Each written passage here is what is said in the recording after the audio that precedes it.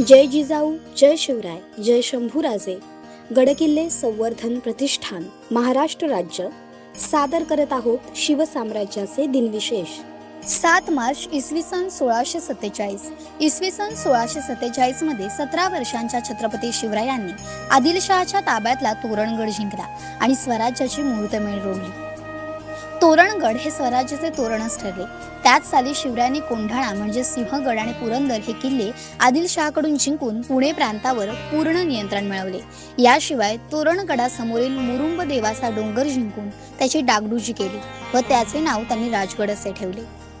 7 मार्च इसवी सन 1647. दादोजी कोंडदेव यांचा आजारपणामुळे मृत्यू झाला. आदिलशाहीशी आज ना उद्या राजांना टक्कर द्यावी लागणार हे दादाजींना स्पष्ट दिसत होते. मनातून ते निराश झाले होते. राजांच्या किल्ल्याचे बांधकाम पूर्ण होत आले होते. रोहिडेश्वराची तटबंदी भक्कम झाली होती. किल्ल्यावरच्या तोफांनी बुरुज सजले होते. राजांची शिबंदीही आता आकार घेत होती.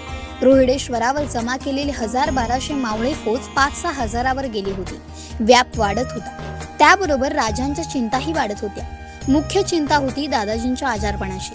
दादाजींचे वय झाले होते आणि आजारपणही चालू होते. त्यांना रात्रीची झोप लागत नसे. दादाजींना आठवले की आपण पारस परगण्याचे मलठाण गावचे हिशेबनीस शहाजी राजांनी आपल्याला कारभारासाठी आपणास उचलले.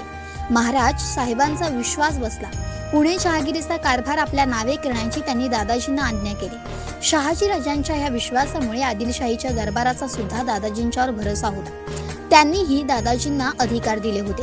दादोजींनी आपले मरण जवळ आलेले समजले आणि त्यांनी जहागीराच्या हिशेबांच्या वह्या शिवाजी राजांस दाखवल्या. हळूहळू ते थकत चालले. अंथरुणातून उठण्याची शक्ती सुद्धा त्यांच्यात राहिली नाही. दादोजी घाबरे झाले आणि त्यांनी प्राण सोडला. तो दिनांक 7 मार्च 1647 रोजी. 7 मार्च इसवी सन 1673. वीर कोंडाजी फर्जंद यांचा महापराक्रम.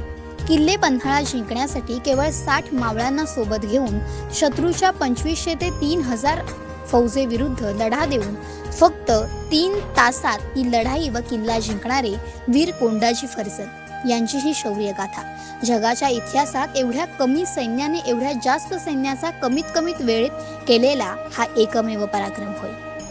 7 मार्च इसवी सन 1680. राजाराम महाराजांची मुंज झाली. दिलेर खान प्रकरणानंतर शंभूराजे स्वराज्यात परतले.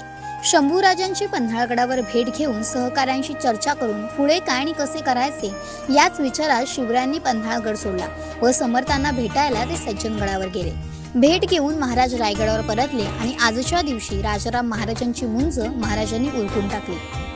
7 मार्च इसवी सन 1760. मराठ्यांचा दक्षिणेकडून उत्तरेकडे प्रवास. काबूलच्या अब्दालीचा पराभव करण्यासाठी पेशव्यांनीच म्हणजे नानासाहेबांनी एक मोहीम आखली आणि या मोहिमेचं नेतृत्व शूरवीर व राजनीती धुरंधर श्रीमान सदाशिवराव भाऊ यांनी दिलं. दिनांक 7 मार्च 1760 ला सदाशिवराव भाऊ 48,000 फौजेसह फ्रेंचांच्या आधुनिक तोफखान्यासह आणि विश्वासू सरदारांसह दिल्लीच्या संरक्षणासाठी निघाले. मार्गात सैन्य जमा होत होतं.